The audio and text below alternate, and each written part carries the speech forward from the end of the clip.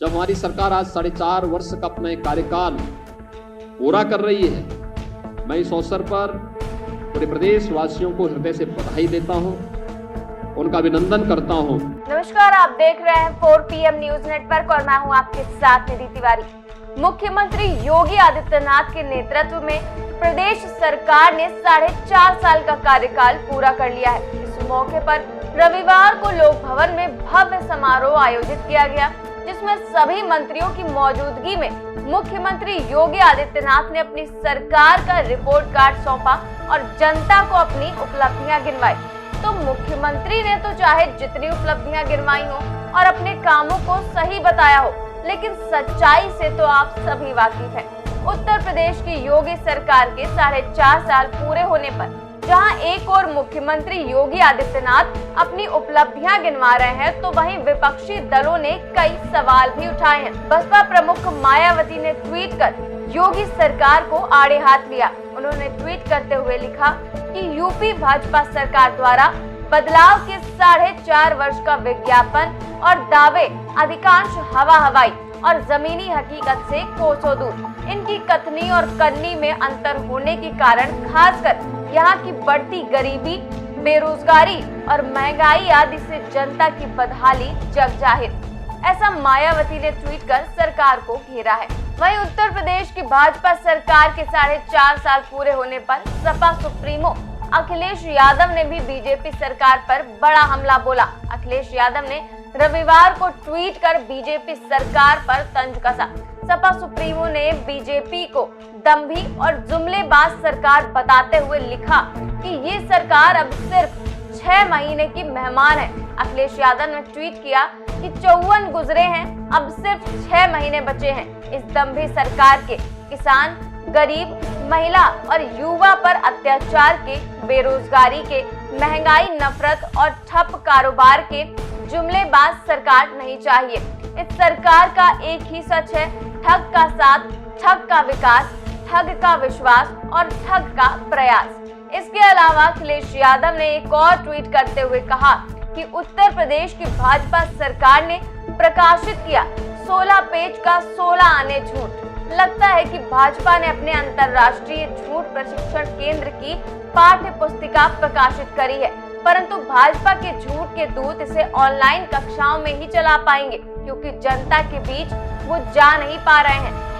#भाजपा खत्म। उत्तर प्रदेश की भाजपा सरकार के 4.5 साल पूरे होने पर कांग्रेस महासचिव एवं यूपी प्रभारी प्रियंका गांधी ने भी बीजेपी सरकार पर करारा हमला बोला है। प्रियंका गांधी ने रविवार को ट्वीट कर बीजेपी सरकार पर निशाना साधा। प्रियंका गांधी ने लिखा कि भाजपा सिर्फ झूठ पर झूठ बोलती है, जबकि सरकार हर मुद्दे पर फेल है। प्रियंका गांधी ने ट्वीट करते हुए लिखा कि यूपी सरकार के 4.5 साल पूरे होने पर जनता के सवालों के जवाब देती, लेकिन आज भी झूठ पर झूठ बोला है, जबकि सरकार बेरोजगारों को नौकरियां देने, किसानों की उपज के काम देने, बिजली के दाम कम करने और महंगाई रोकने में पूरी तरह से फेल है। असफलताओं का उत्सव मनाती जन विरोधी भाजपा सरकार।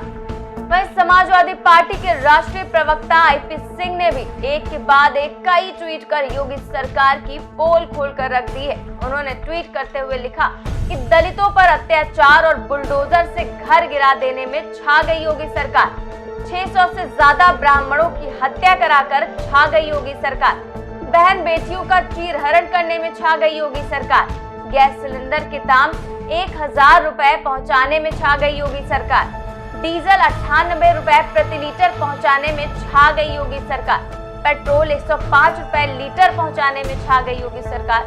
गुंडाई में भी छा गई योगी सरकार। भ्रष्टाचार में छा गई योगी सरकार। 30,000 करोड़ रुपए का जल शक्ति मंत्री का घोटाला, 2.5 लाख से ज्यादा मुकदमे कोरोना के दौरान आम जनता पर थोप दिए और लाठियां बरसाई गरीबों पर।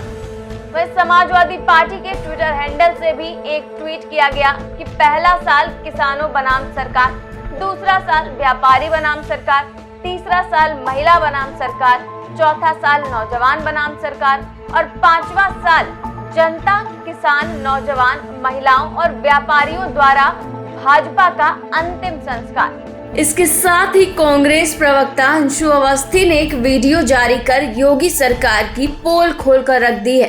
उन्होंने कहा कि भाजपा सरकार ने उत्तर प्रदेश के लोगों को 4.5 साल में सिर्फ और सिर्फ धोखा दिया है।